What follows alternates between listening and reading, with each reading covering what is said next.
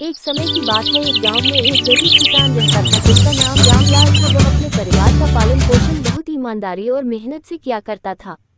उसका व्यवसाय खेती करना था। उसे गांव का नाम किशनपुर था। किशनपुर गांव में जो लोग रहा करते थे वह बहुत खुश रहते थे, क्योंकि किशनपुर गांव में कोई परेशानी कभी नहीं आई। सुबह होते ही सब लोग अपने अपने काम के लिए निकल पड़ते थे और बच्चे महिलाएं भी अपने काम में लग जाते थे। किशनपुर गांव में पेड़ पौधे और पंछी का हमेशा बसेरा रहता था, जिससे गांव वाले बहुत खुशी खुशी अपना जीवन व्यतीत कर रहे थे। एक समय की बात है, जब गांव में अकाल पड़ गया और गांव के सारे लोग परेशान हो गए, क्योंकि खाने के लिए कुछ नहीं था। बच्चे भी बूढ़े सब भूखे मर रहे थे। यह सब देखकर गांव के मुखिया और किसान बहुत परेशान हुए। यह सब देखकर वह गरीब किसान सुबह होते ही अपने हल और बैल को लेकर खेत में जाने लगा, क्योंकि वह जानता था अगर मैं काम नहीं करूंगा तो मेरी बीवी बच्चा भूखा मर जाएगा। वह किसान अपने खेत की तरफ निकल पड़ा और रास्ते पर सोच रहा था कि बारिश भी नहीं हो रही है, मैं जाकर खेत में यदि फसल बोता हूँ और बारिश नहीं हुआ तो मेरी मेहनत बेकार जाएगी। अब मेरे बच्चे और मेरे बच्चे भूखे मर जाएंगे। यही सब बातों को सोचकर किसान धीरे धीरे उदास मन से खेत में पहुँच गया। और गांव सभी किसान भी अपने अपने खेतों में फावड़ा लेकर पहुंच गए और अपने खेत की खुदाई करना स्टार्ट कर दिए।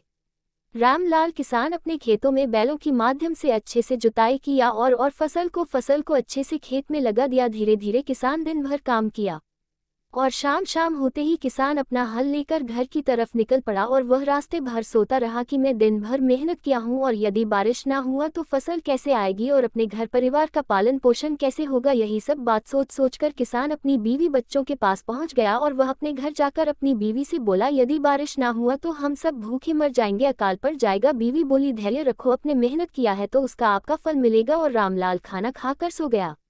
और जब सुबह हुआ, किसान रामलाल ने याद दृश्य देखा। उसकी आंखें चौंक उठी। वह देखा कि बादल कहीं दूर दूर तक नहीं दिखाई दे रहे थे। इतनी तपन की गर्मी थी जिससे पूरा तालाब, पेड़ पौधे सूख गए और धीरे धीरे पंछी भी मरने लगी, जिससे किसान को लग गया कि अब बारिश नहीं होगा। वह यही सोचकर दिन भर बैठ रहा और वैसे ये सोचता रहा, मैं क्या करूं। तभी उसकी बीवी ने बोला कि मुखिया के पास जाओ, वह आपको इस समस्या का समाधान बताएंगे। किसान दौड़ा दौड़ा मुखिया के पास पहुंचा और अपना सारा दुख मुखिया को बताया। मुखिया और गांव के सभी लोग बैठकर आपस में बातचीत किया और मुखिया ने बताया, आज से 50 साल पहले भी ऐसा समय आया था जब बारिश नहीं हुई, अकाल पड़ गया।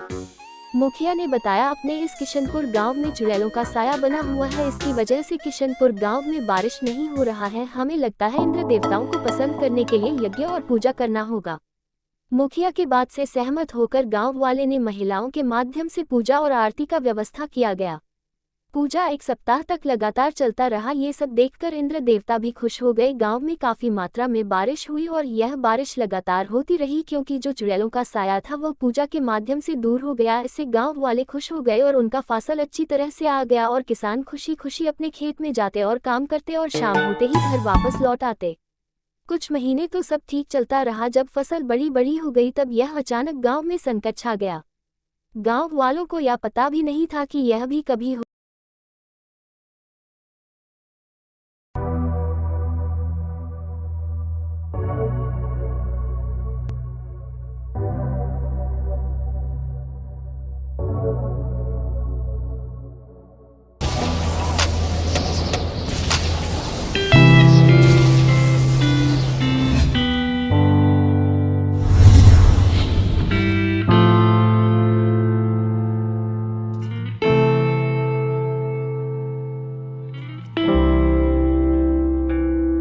सकता है। जो गांव वाले ने किया था चुड़ैलों के साथ, उन सबको बहुत गुस्सा आया और इस बात का बदला लेने के लिए अपना पूरा चुड़ैलों को इकट्ठा किया और अपने दल की सबसे बूढ़ी चुड़ैल के पास सभी पहुंच गए और गांव वालों को बर्बाद करने का प्लान बना लिया।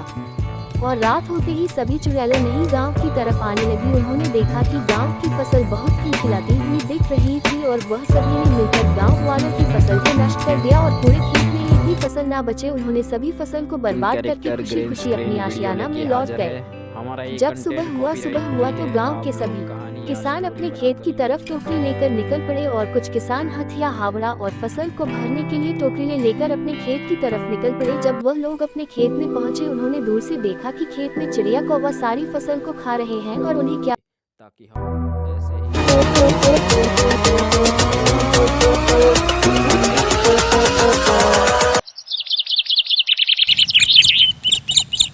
तब मालूम खेत में कोई फसल ही नहीं है।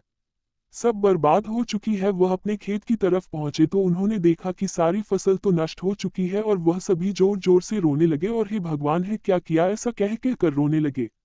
ये सब देखकर रामलाल अपने घर की तरफ रोते हुए चल पड़ा और जाकर पूरे गांव में बताया कि पूरी फसल बर्बाद हो गई है और इस फसल को बर्बाद करने वाली उन्हीं चुड़ैलों का हाथ है जिसे हमने अपने गांव से दूर कर दिया था। और रामलाल दौड़कर अपने बीवी के पास पहुंचा और सारी बात यहाँ की बताई। ये देखकर उसकी बीवी जोर जोर से रोने लगी और रामलाल भी रोता हुआ ये जगह पर बैठ गया। वाया सोच रहा था करो तो क्या करूं। तब उसकी बीवी ने बोला कि आप मुखिया के पास जाओ और सारी बात बताओ और उन चुड़ैलों के बारे में भी बताना, मुखिया जरूर इस बात का उपाय बताएंगे।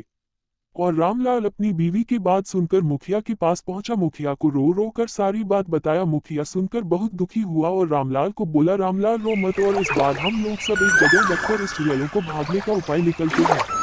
मुखिया ने बगल के गांव का एक बूढ़ा तांत्रिक बाबा रहता था।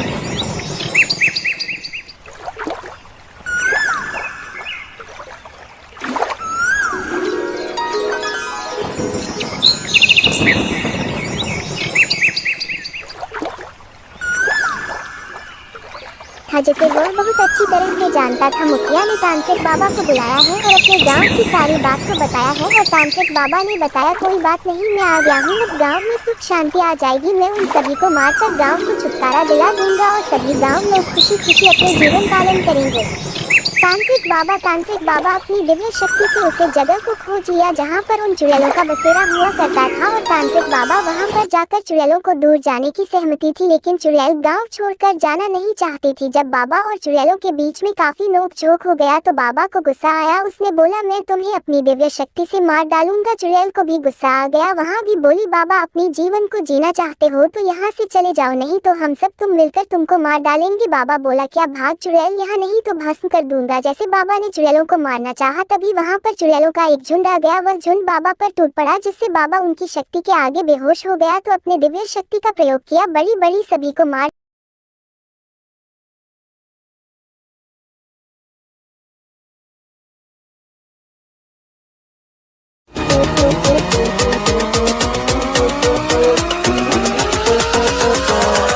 डाला और लास्ट में जो उसे चुड़ैलों का सरदार के बाद तांत्रिक बाबा ने उसको भी मार डाला जिससे वह गांव चुड़ैलों से मुक्त हो गया। और यह आकर बात तांत्रिक बाबा ने मुखिया को बताया। मुखिया ने पूरे गांव को बताया जिससे पूरा गांव खुश हो गया और खुशी खुशी वे लोग अपना काम करने के लिए खेतों में जाने लगे और बच्चे खुशी खुशी खेलने लगे, जिससे किशनपुर गाँव फिर से एक रामलाल भी खुशी खुशी अपना जीवन व्यतीत करने लगा।